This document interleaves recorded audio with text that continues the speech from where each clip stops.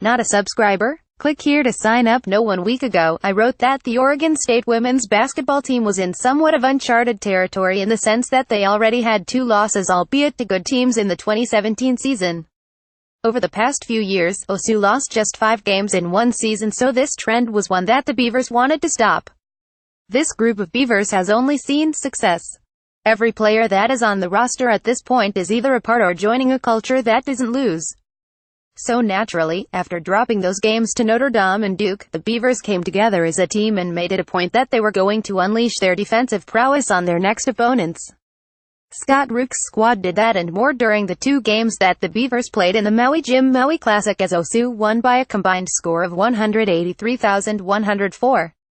OSU won each matchup by an average margin of 39.5 points and held Nevada and Utah State to 49 and 55 points respectively. The Beavers improved to 52 on the season and have their next matchup on Sunday versus San Jose State at 2 p.m. PT in Corvallis. Where did the defensive effort come from, you might ask?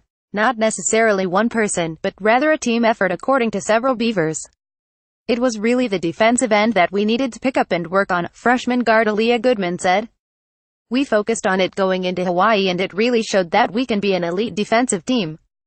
Related grading: Jonathan Smith's first week as head coach. Peters bumped to 4-star status. Junior guard Taylor Calmer has been called on more this season than her first 2 to be a regular contributor, and she notes that the Beavers came into their matchups in Hawaii with a different mindset. We came into the games with a different mentality than we had all season, Calmer said.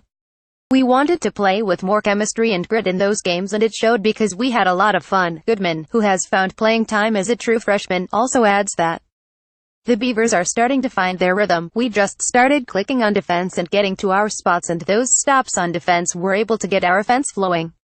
Goodman said, going into conference play, we need to keep moving forward with our defense and that will help on the offensive end and make that easier. According to sophomore guard Kat Tudor, the improvement on the defensive end has come via Rook. We've been focusing a lot on defense lately and Scott Rook has been harping on it lately because we lost so many good defenders last season.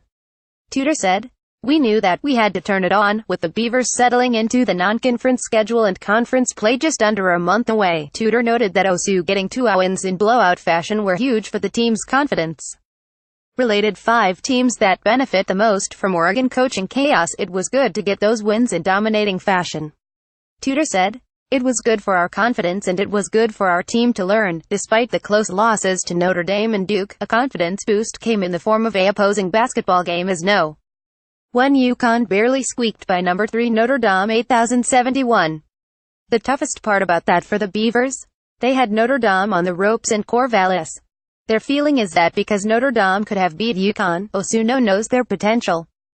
We still lost to Notre Dame and a loss is a loss.